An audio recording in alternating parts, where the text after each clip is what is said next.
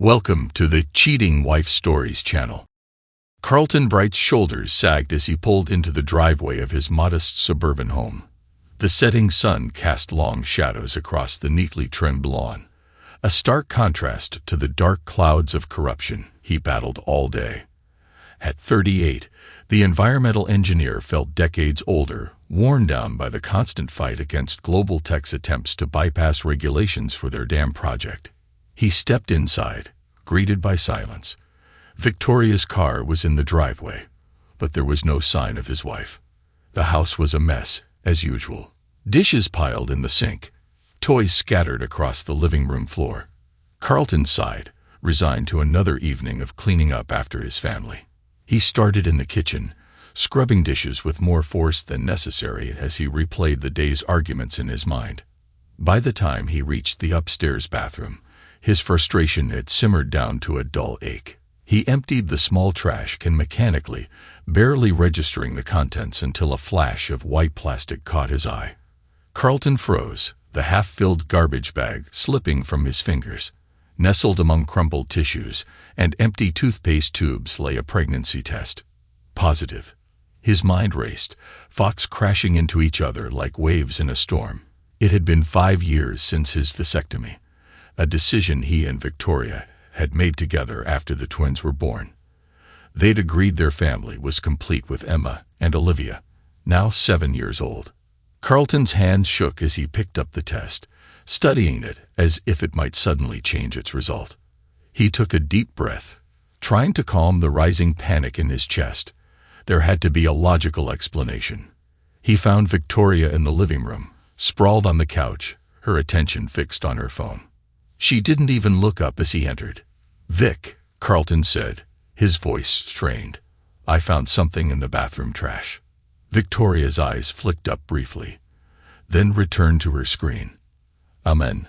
Carlton held out the pregnancy test. "Care to explain this?"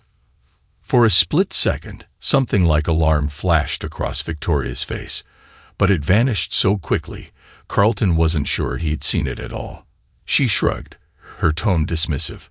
"Oh, that must be a false positive. Or maybe one of my friends used our bathroom." "Don't be so paranoid, Carlton." She went back to scrolling on her phone, effectively ending the conversation. Carlton stood there, the test still in his hand, feeling like the ground had shifted beneath his feet. Victoria's casual tone, her lack of surprise or concern, it all felt wrong. He opened his mouth to press further, but the words died on his lips. What if he was overreacting? Maybe it was a friend's test, or a false positive, like she said. Starting an argument now would only make him look foolish and paranoid. Carlton retreated to the kitchen, tossing the test in the trash. As he prepared dinner for the family, his mind churned with unanswered questions. He resolved to keep his suspicions to himself for now, but he couldn't shake the feeling that something was very, very wrong. Over the next few weeks, Carlton found himself hyper-aware of Victoria's every move. It was as if the pregnancy test had lifted a veil, revealing a host of behaviors he'd previously overlooked or dismissed. Victoria was constantly on her phone, fingers flying over the screen as she typed out messages. Whenever Carlton entered the room, she'd quickly lock the screen or flip it face down. Her hushed phone calls became more frequent, always taken in another room or outside on the patio. "Just work stuff," she'd say with a breezy smile when he asked. But Carlton knew her boutique clothing store didn't require that level of constant communication. The girls' nights out increased in frequency as well. Victoria would breeze out the door in her most flattering outfits, leaving Carlton to handle dinner and bedtime for the twins. She'd return late, smelling of wine and wearing a secretive smile. Carlton's suspicions knotted him, but he held his tongue. He needed more information before confronting Victoria. The opportunity presented itself at the annual neighborhood barbecue, hosted by the Johnsons next door. Carlton was manning the grill, flipping burgers, and trying to maintain a facade of normalcy. Victoria flitted from group to group, champagne flute in hand, laughing a little too loudly at every joke. As he added another round of hot dogs to the grill, Carlton overheard a conversation from the nearby patio table. Victoria's friend Marla was speaking in a stage whisper, clearly tipsy and oblivious to Carlton's presence. "So, Dish," Marla giggled, leaning in close to another woman. "How's Vicky's secret relationship?" Carlton's hand tightened on the spatula, his knuckles turning white. "The other woman?" he asked quietly. "Susan from 3 houses down," the woman replied, glancing around furtively. "Jerome. God, I don't know how she landed him. That man is so charming." Marla snorted into her drink. "Right? I mean, Carlton's nice and all, but Jerome Bailey, he's in another league entirely." The name hit Carlton like a physical blow. Jerome Bailey, the flashy real estate developer known for his shady dealings and womanizing ways. Carlton had crossed paths with him at city council meetings, always leaving with a bad taste in his mouth. He stood there, frozen, as the women continued to gossip. They painted a vivid picture of Victoria's affair, encounters at high-end hotels, lavish gifts, promises of a life filled with luxury and excitement. Carlton mechanically flipped burgers, his mind reeling. How long had this been going on? Was the pregnancy test Victoria's after all? Could she really be carrying Jerome Bailey's child? He made it through the rest of the barbecue on autopilot, plastering on a smile and making small talk. Victoria didn't seem to notice anything amiss, too caught up in her own little world. That night, after Victoria had gone to bed, Carlton called the one person he thought he could trust. Stephen Ho, his best friend since college. Stephen, a financial advisor, had always been there for Carlton through thick and thin. "Carlton," Stephen answered groggily. "It's late, man. Everything okay?" Carlton paced the kitchen, keeping his voice low. "I need to talk. Steve, it's about Victoria. I think she's being unfaithful." There was a pause on the other end of the line. When Stephen spoke again, his tone was carefully neutral. "That's a big accusation, Carl. What makes you think that?" Carlton poured out everything. The pregnancy test, Victoria's secretive behavior, and what he'd overheard at the barbecue. Stephen listened quietly, only speaking to ask for clarification on certain points. "Jesus, Carl. I don't know what to say," Stephen finally responded. "It seems so unlike Victoria." "I know what I heard, Steve," Carlton insisted. I don't know what to do now." Stephen sighed heavily. "Look, don't do anything rash. Get some sleep. Try to clear your head. We'll meet for lunch tomorrow and figure out a game plan." "Okay," Carlton agreed, feeling a small measure of relief. At least he wasn't alone in this anymore. He thanked Stephen and hung up, unaware that his supposed best friend was already dialing Victoria's number. In a tastefully decorated high-rise apartment across town, Victoria's phone buzzed. She extracted herself from Jerome's embrace, frowning at the caller ID. "Stephen, what's going on?" Jerome propped himself up on one elbow, his chiseled features creased with annoyance. "Who's calling at this hour?" Victoria held up a hand to silence him as she listened to Stephen's urgent whispers. Her face paled. "He knows," she hissed. "How much?" Jerome sat up fully now, his dark eyes narrowing. Victoria listened for another moment before ending the call. "We have a problem," she said, turning to face her lover. "Carlton's getting suspicious. We need to be more careful." Jerome's laugh was cold and dismissive. "Please, your husband wouldn't know what to do with this information if we handed it to him on a silver platter. He's too trusting." Victoria's lips curled into a cruel smile. "You're right, of course. Still, we should take precautions. I'm not ready to give up this comfortable life just yet."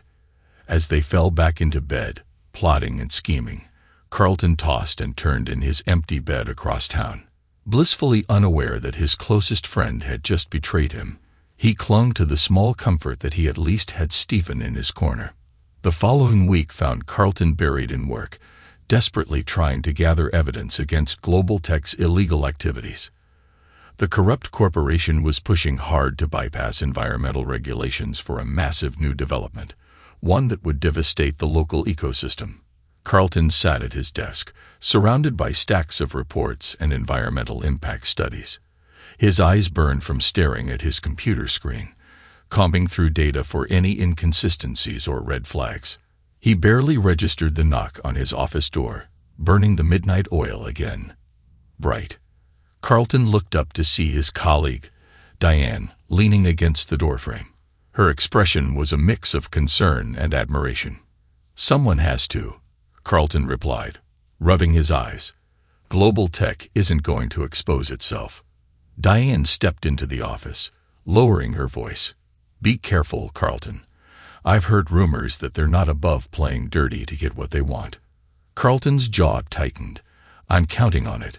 The dirtier they play, the more evidence we'll have to bring them down." As Diane left, Carlton's phone buzzed with a text from Victoria. "Working late again. Don't wait up." He stared at the message, a familiar mixture of anger and hurt churning in his gut. Part of him wanted to confront her to demand the truth, but the rational part of his brain knew he needed more proof before making any accusations. Carlton threw himself back into his work with renewed vigor. If he was fighting battles on all fronts, so be it. He'd win them all or go down swinging. Hours later, Carlton finally called it a night. He drove home in a daze, his mind still buzzing with environmental data and half-formed strategies against global tech. The house was quiet when he arrived. Victoria's car was noticeably absent from the driveway. Carlton found Mrs. Delgado, their elderly neighbor, dozing on the couch.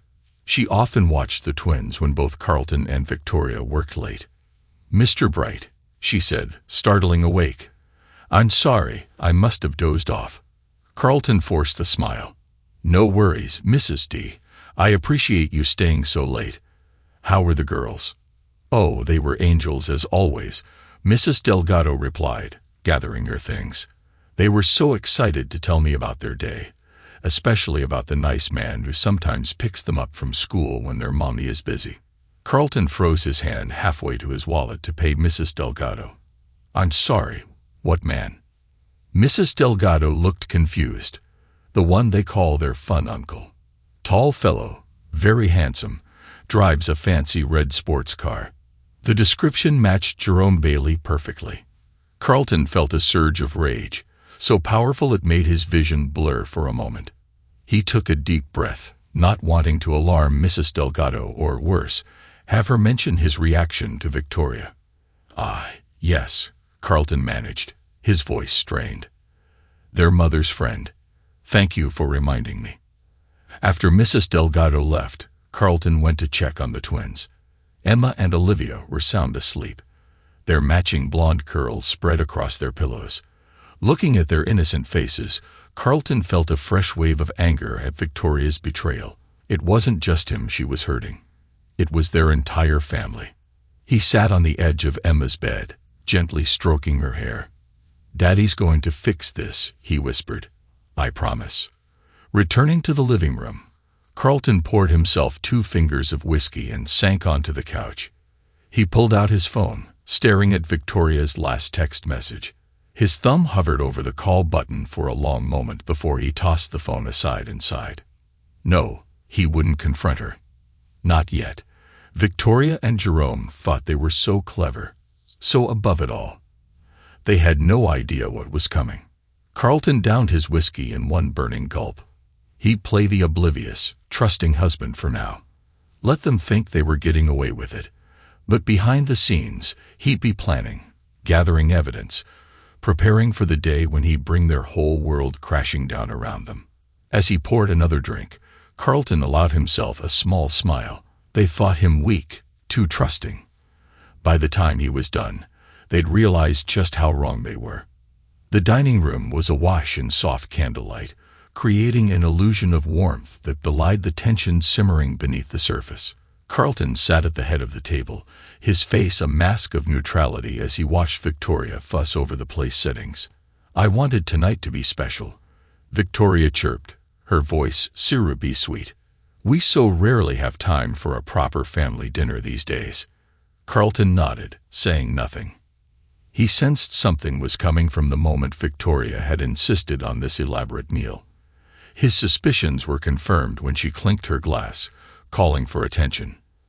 "I have wonderful news," Victoria announced, her eyes shining with what Carlton now recognized as carefully rehearsed emotion. "We're going to have another baby." The twins, Emma and Olivia, squealed with delight. Carlton's parents, visiting for the weekend, offered enthusiastic congratulations.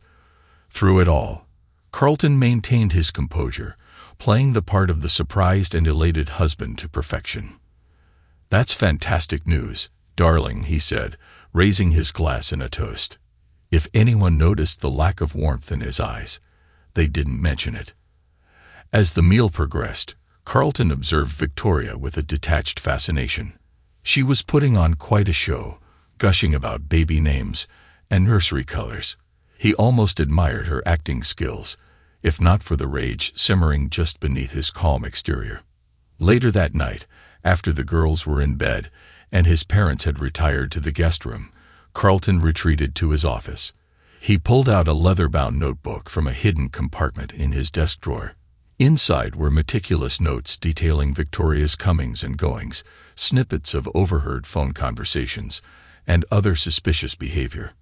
Carlton added today's date and a brief entry about the pregnancy announcement. He'd been documenting everything for weeks now, building a case that would leave no room for doubt, but he needed more irrefutable proof that would stand up in court and in the court of public opinion. With a smile, Carlton picked up his phone and dialed a number he'd researched extensively. "Zachary Stark Investigations," a gruff voice answered. "Mr. Stark, I'd like to arrange a meeting. I have a delicate situation that requires your expertise." 2 days later, Carlton sat across from Zachary Stark in a nondescript diner on the outskirts of town. Stark was a burly man with shrewd eyes that missed nothing. He listened intently as Carlton laid out the situation, nodding occasionally and taking notes. "I need ironclad evidence," Carlton finished. "Photos, videos, financial records, anything that proves the affair and any potential conspiracy against me." Stark leaned back, sizing Carlton up. "This won't be cheap, Mr. Bright. And it won't be pretty." Carlton met the investigator's gaze without flinching. "Whatever it costs, whatever it takes. I want them exposed." As Carlton left the diner, his phone buzzed with a news alert. He froze, staring at the headline. "Respected pediatrician Samantha Bailey honored for Children's Health Initiative."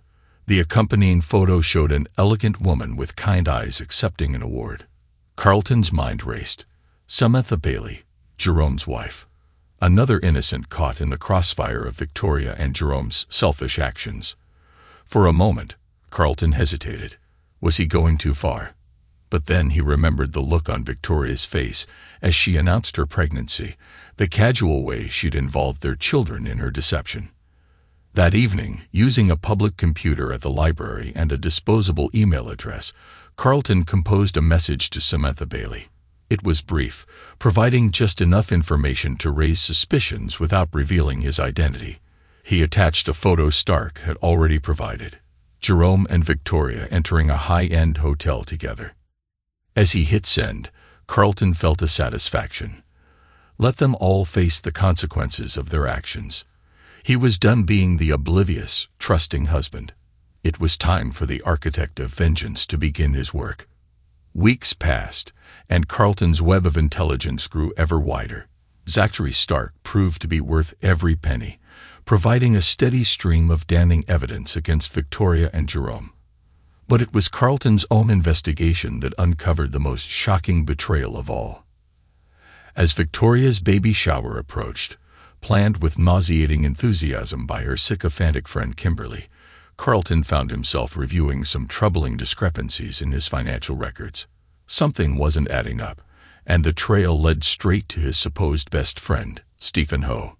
Carlton sat in his car outside Stephen's office building, his hands clenched on the steering wheel. He trusted Stephen with everything: his suspicions about Victoria, his fears for his marriage, even the management of a significant portion of his investments. Now, staring at the bank statements spread across the passenger seat, Carlton felt a cold fury building inside him. Not only had Stephen been helping Victoria hide her affair for months, but he'd also been misappropriating funds from Carlton's accounts. The money trail led to a new property development, spearheaded by none other than Jerome Bailey. Carlton's first instinct was to storm into Stephen's office and confront him. But as he reached for the door handle, he paused. No, that wasn't the smart play. Stephen, Victoria, Jerome, they'd all thought they were so clever, so untouchable. Let them keep thinking that right up until the moment Carlton pulled the rug out from under them. With a calm he didn't entirely feel, Carlton started the car and drove to his bank. He spent the next few hours moving his remaining assets to secure accounts, leaving just enough in the compromised ones to avoid raising suspicion. As he worked, his mind raced with plans within plans, mapping out his path to revenge. That evening, Carlton met Stephen for their regular beer and pool night at O'Malley's pub. He laughed at Stephen's jokes, commiserated about work stress, and pretended not to notice the slight tremor in Stephen's hand when Victoria's name came up in conversation. "You know, Steve," Carlton said as they were leaving, clapping his friend on the shoulder, "I don't know what I'd do without you. You've been a rock through all this craziness with Victoria." Stephen's smile was strained, guilt flashing in his eyes for just a moment. "That's what friends are for, right? You can always count on me." "I know," Carlton replied, his own smile never reaching his eyes. "Believe me, I know." As Stephen's car disappeared around the corner, Carlton's genial expression hardened into one of determination. He pulled out his phone and dialed a number he'd been saving for just the right moment. "Sherry Woodward's office," a crisp voice answered. "Ms. Woodward, this is Carlton Bright. I find myself in need of a very discreet and very determined attorney. I was told you're the best." Back at work, Carlton threw himself into his case against Global Tech with renewed vigor. The corporation's attempts to bypass environmental regulations for their new development had grown increasingly brazen, and Carlton was determined to bring them down. Late one night, as Carlton pored over environmental impact reports and zoning laws, a hesitant knock sounded at his office door. He looked up to see Buddy Blackwell, a young environmental journalist he crossed paths with at city council meetings. "Mr. Bright, I hope I'm not interrupting," Buddy said, fidgeting with his press badge. "I've been following your work against Global Tech, and well, I think I might have some information that could help." Carlton leaned back in his chair, studying the nervous journalist. "Come in, Mr. Blackwell. Close the door behind you. I think we have a lot to discuss." For the next few hours, Carlton and Buddy pored over documents, connecting dots, and building a case that would expose Global Tech's illegal activities. As the first rays of dawn crept through the office blinds, Carlton felt a spark of hope. "Here, at least, is one battle I could win cleanly." "This is excellent, Mr. Bright," Buddy said. "With your insider knowledge and my sources, we could really expose Global Tech for what they are." Carlton nodded, a smile playing at his lips. "That's the plan, Mr. Blackwell. Let's take them down." As Buddy gathered his notes to leave, Carlton felt a twinge of something like regret. Here was someone driven by a genuine desire for justice, untainted by the betrayal and deceit that had come to define Carlton's personal life. For a moment, he envied the young journalist's straightforward mission. But as Carlton turned back to his desk, his eyes fell on a framed photo of Emma and Olivia. He was fighting for them now, on all fronts. There would be time for regrets later, if he allowed himself to have any at all. As Victoria's pregnancy progressed, she and Jerome grew increasingly bold in their affair. They were often seen together at upscale restaurants and exclusive events, barely bothering to hide their relationship. Victoria's excuses to Carlton grew flimsier by the day, but he played the role of the oblivious husband to perfection. What Victoria and Jerome didn't know was that every public appearance, every careless display of affection, was meticulously documented by Zachary Stark and his team. Carlton received regular updates, each more damning than the last. He stored it all away, building an arsenal for the day of reckoning. One unseasonably warm afternoon, Carlton found himself at a charity golf tournament, reluctantly partnered with Jerome Bailey. As they walked between holes, Jerome's arrogance was on full display. "You know, Carlton," Jerome said, his tone condescending, "I've always admired how understanding you are. Not many men would be so accepting of their wife's friendship with another man." Carlton gripped his golf club tighter, forcing a neutral expression. "Victoria and I have always believed in trust and independence in our marriage." Jerome chuckled, clapping Carlton on the back. Of course. It's just that some men might get the wrong idea, seeing their wife spending so much time with a successful, handsome businessman. But not you, eh? You're made of sterner stuff." It took every ounce of Carlton's self-control not to swing the golf club at Jerome's smug face. Instead, he smiled blandly and said, "I suppose I am." Later that week, Carlton overheard Victoria on the phone with Stephen, their voices drifting through the partially open study door. "Everything's on track," Victoria was saying, her tone hushed but excited. "Once the baby's born, we'll file for divorce. With what you've done to his accounts, Carlton won't know what hit him. He'll be broke, and Jerome and I will be free to start our new life." Carlton's hands clenched into fists, but he forced himself to remain still, listening. Stephen's reply was hesitant. "I don't know, Vicky. This is getting out of hand. Carlton trusts me. Maybe we should." "Don't you dare back out now," Victoria hissed. "You're in this as deep as we are. Or do you want Carlton to find out how you've been managing his investments?" There was a long pause before Stephen sighed. "No, you're right. I'm in. Just be careful, okay?" As Victoria ended the call, Carlton silently retreated to his home office. He pulled out his phone and dialed Sherry Woodward's number. "Ms. Woodward, it's time to move forward with those legal maneuvers we discussed, and I need to make some changes to my will and financial arrangements. How soon can we meet?" Over the next few weeks, guided by Sherry's razor-sharp legal mind, Carlton put into motion a complex series of moves designed to protect his assets and lay the groundwork for his eventual divorce.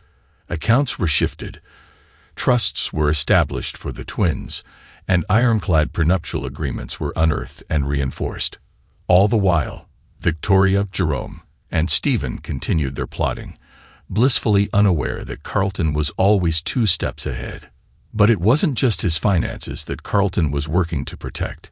As he delved deeper into Victoria's deception, he uncovered a painful truth that cemented his resolve to destroy her carefully crafted image. It started with small things, the twins mentioning that Mommy was always too busy to help with homework, or that she'd forgotten to pick them up from soccer practice again. Carlton began paying closer attention, and what he saw filled him with a cold fury. Victoria's neglect of Emma and Olivia had become systematic.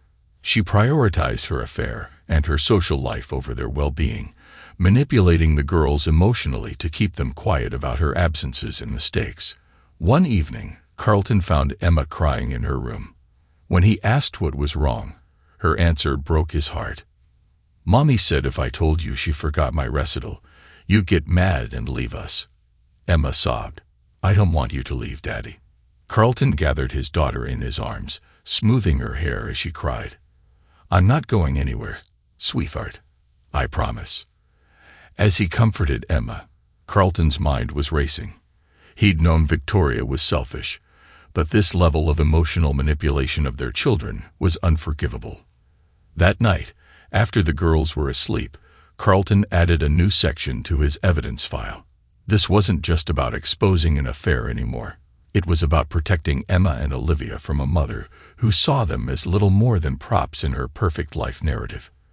As he worked late into the night, cataloging instances of Victoria's neglect and manipulation, Carlton felt the last shreds of doubt or hesitation fall away. Victoria had made her choice, prioritizing her affair over their family. Now it was time for Carlton to make his. The architect of vengeance looked out the window at the quiet suburban street, a smile playing on his lips. The web was tightening and soon, very soon, it would be time to spring the trap. The Oakmont Country Club buzzed with excitement as guests arrived for Victoria Bright's baby shower. Women in designer dresses and men in tailored suits mingled on the manicured lawn, sipping champagne and exchanging gossip. Victoria held court near the gift table, her pregnancy glow enhanced by expertly applied makeup and a flowing maternity gown that probably cost more than most people's monthly rent. Jerome Bailey stood nearby, playing the role of the supportive family friend to perfection. His hand occasionally brushed Victoria's lower back, a gesture just intimate enough to raise eyebrows, but not quite scandalous enough to cause outright shock. "Vicky, darling, you're absolutely glowing," gushed Kimberly, Victoria's self-appointed best friend and shower organizer. "This is going to be the event of the season." Victoria preened under the attention, her smile smug. "Well, I do have a lot to celebrate. A new baby, a loving husband, wonderful friends. Life couldn't be more perfect." As if on cue, a ripple of surprise went through the crowd. Carlton Bright had arrived, looking impeccable in a tailored suit. He carried a stack of elegant envelopes, a slight smile playing on his lips. Victoria's eyes widened in alarm. This wasn't part of the plan. Carlton was supposed to be at a work conference, conveniently unable to attend the shower. She quickly composed herself, plastering on a bright smile. "Carlton, darling, what a wonderful surprise." She air-kissed his cheek, whispering harshly, "What are you doing here?" Carlton's smile never wavered. "I couldn't miss my wife's big day, could I? In fact, I brought a little something to share with all our guests." Before Victoria could react, Carlton began moving through the crowd, handing out the envelopes with a genial smile. "A little party favor," he explained to the curious onlookers. "Best opened all together, I think." Victoria felt a cold sweat break out on her forehead. She caught Jerome's eye across the room, seeing her own panic reflected there. What was Carlton up to? As the last envelope was distributed, Carlton took center stage, tapping a spoon against his champagne flute for attention. "Friends, family, esteemed guests," he began, his voice carrying across the now silent lawn.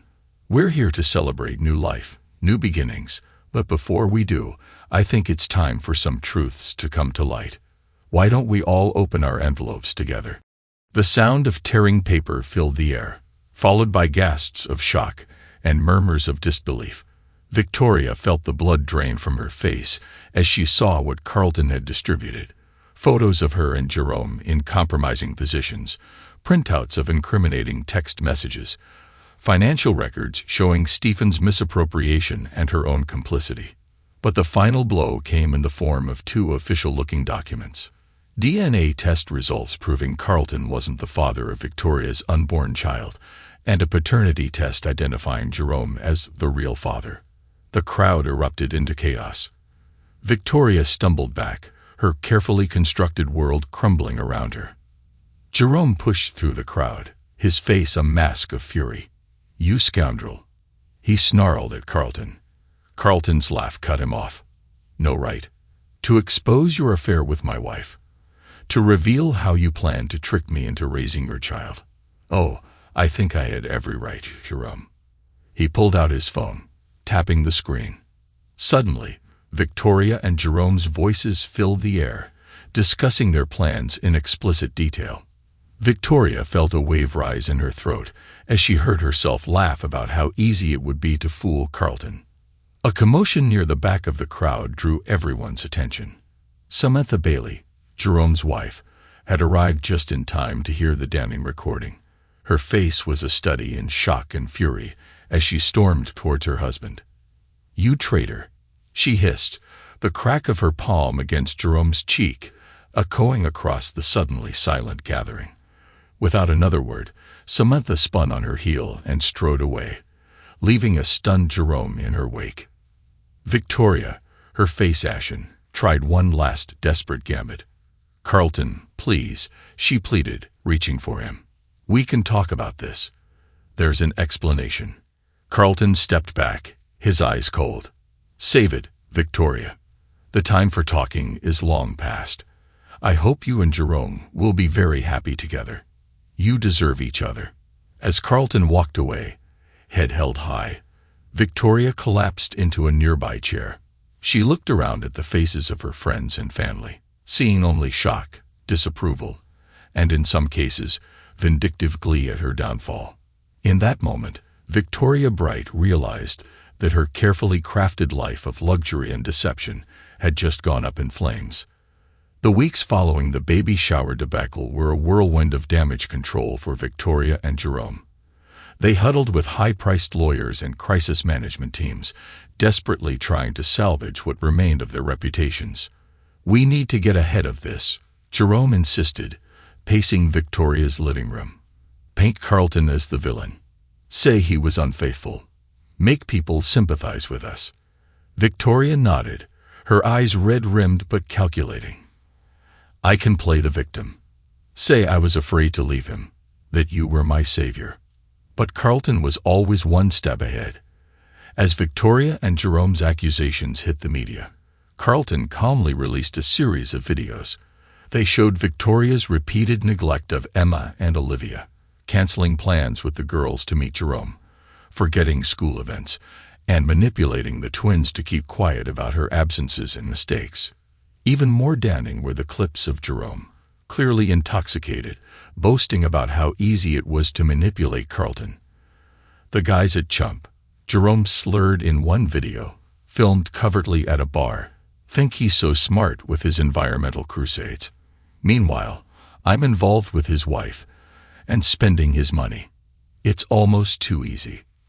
Public opinion, initially divided, swung decisively in Carlton's favor. Victoria and Jerome found themselves shunned by former friends and business associates, their phones suddenly going unanswered. Meanwhile, Carlton was making waves in his professional life. The evidence he and Buddy Blackwell had gathered against Global Tech was ironclad.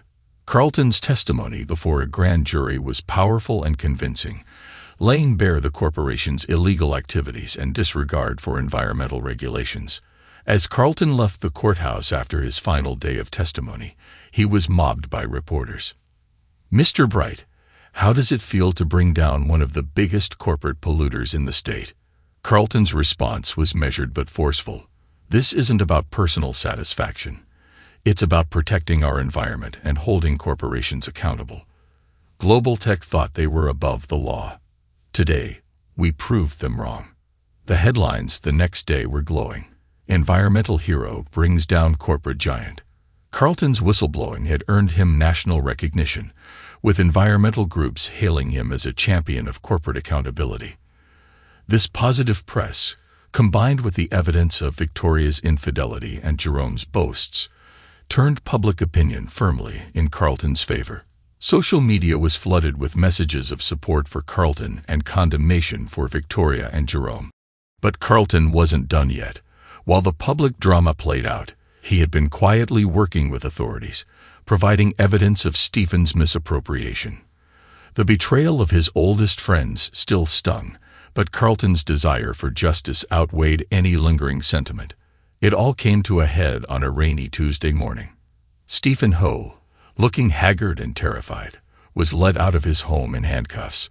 He had been caught trying to board a flight to a non-extradition country with a suitcase full of cash and a fake passport. As Stephen was shoved into the back of a police car, his eyes met Carlton's. Carlton stood on the sidewalk, watching impassively as his former friend was taken away. There was no satisfaction in his gaze, only a resolution.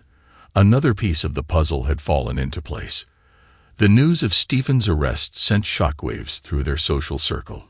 It was the final nail in the coffin of Victoria and Jerome's attempts to rehabilitate their image. With their co-conspirator headed to prison, their own misdeeds were once again thrust into the spotlight. Carlton, for his part, refused to comment on Stephen's arrest. When pressed by reporters, he simply said, "The evidence speaks for itself.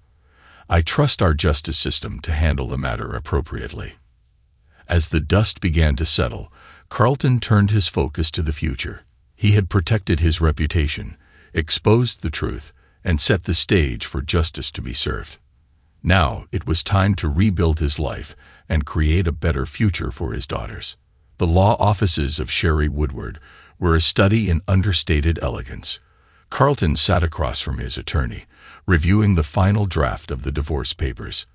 Every clause had been meticulously crafted to leave Victoria with as little as possible.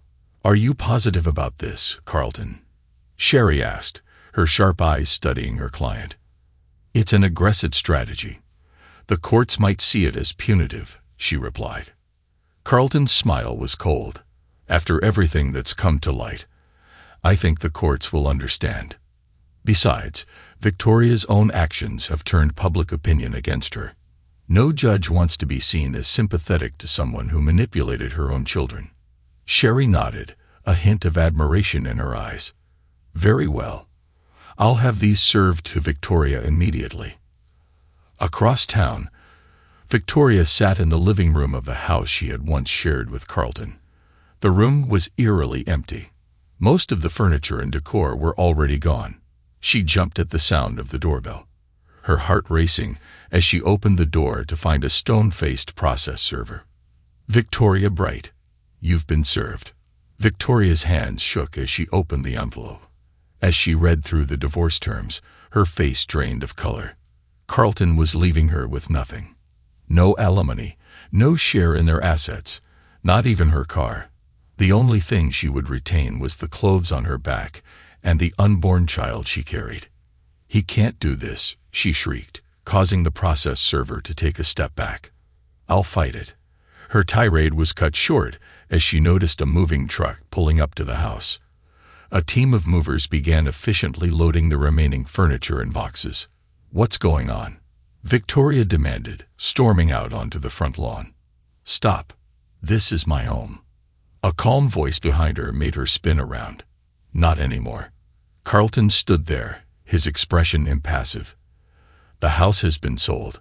Victoria, proceedings are going to a women's shelter, by the way," he added, seeming fitting. Victoria's voice rose to a screech. "You can't do this. Where am I supposed to go?" Carlton's smile was devoid of warmth. "That's not my problem anymore. Though I'm sure Jerome will be happy to take care of you and your child. That was the plan, wasn't it?" As Carlton walked away, Victoria felt the full weight of her actions crash down upon her. She was alone, pregnant, and now effectively homeless. Meanwhile, Jerome Bailey's carefully constructed world was crumbling just as thoroughly. His wife, Samantha, had filed for divorce, taking their children and half of Jerome's assets with her. But that was just the beginning. The scandal had spooked investors, and Jerome's real estate empire was imploding. Projects were stalled, partners were backing out, and lawsuits from angry clients were piling up. Jerome found himself spending more time with his lawyers than at construction sites. To make matters worse, an anonymous tip to the FBI had launched a full-scale investigation into Jerome's business practices.